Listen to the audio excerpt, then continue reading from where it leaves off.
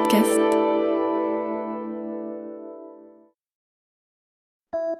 Salut, c'est Clara de l'INA. Cette semaine, dans La vie d'avant, je vous emmène dans les locaux de Provoya, une association étudiante. On est en 1964, la responsable du projet et 2 usagers expliquent le principe. Mettre en relation des passagers et des automobilistes qui cherchent à se déplacer à moindre coût ou rencontrer d'autres voyageurs aventureux. C'est littéralement l'ancêtre de Blablacar. À l'époque, pas d'application numérique, mais un système de fiches.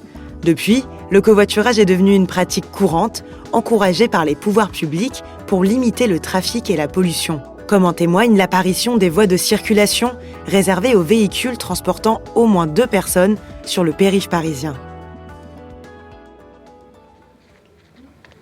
Malgré l'obligeance des routiers, les autostoppeurs ne sont jamais certains de trouver une voiture qui aille où ils veulent et qui parte quand ils veulent. Pour être certains de partir, les étudiants peuvent s'adresser à un organisme d'autostop permanent. Madame Walter, vous dirigez l'autostop permanent qui s'appelle Provoya. Qu'est-ce que ça veut dire, Provoya ?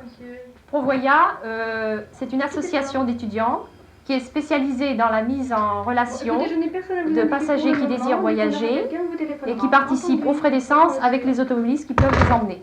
Et le nom même de Provoya, que signifie-t-il ? Eh bien, c'est en même temps le numéro de téléphone. On peut former sur le cadran toutes les lettres Provoya. Bonjour mademoiselle. Vous désirez ? J'aurais voulu partir à Avignon aux environs du 25 juillet. Oui, vous êtes une passagère. Passagère, oui. C'est la première fois que vous venez ici ? C'est la première fois. Vous savez comment cela se passe ? Non, vous avez pas une cotisation ici qui est de 5 francs. Cette cotisation est valable pour une année ou 2 voyages. Alors ensuite, vous vous arrangez avec l'automobiliste pour la participation aux frais d'essence qu'il peut vous demander. Et Alors, quelle heure, cette participation ? En principe, une moyenne de 3 à 4 centimes par kilomètre.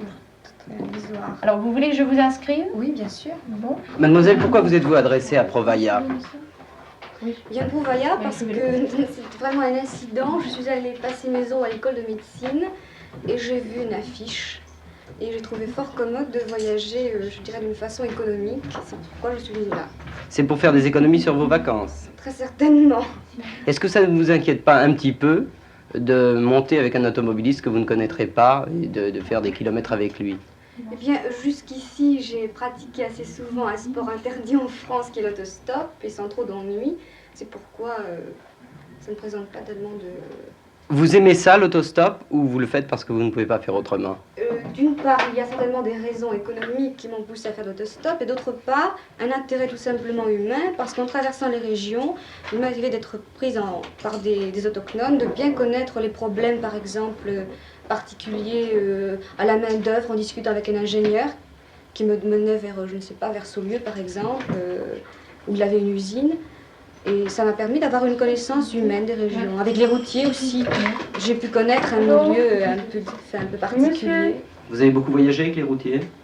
Très peu, non. Vous êtes J'ai inscrit, surtout, monsieur ? d'abord pour des raisons je dirais, de confort.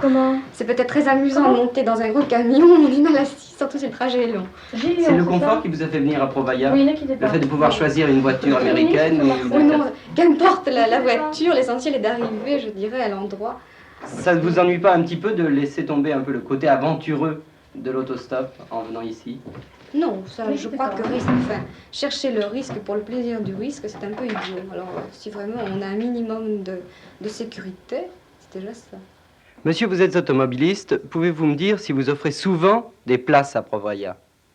Eh bien, ça m'arrive de temps en temps parce que j'ai une voiture assez spacieuse et qu'il m'arrive de faire des déplacements avec quelques places de libre.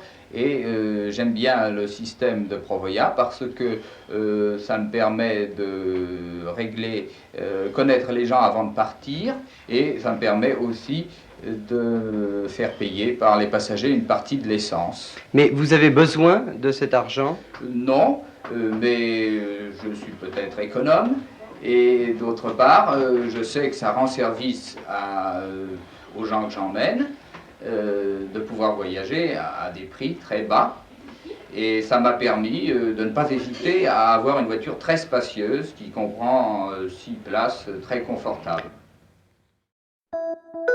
Merci d'avoir écouté cet épisode. S'il vous a plu, partagez-le et abonnez-vous pour ne rater aucun nouvel épisode.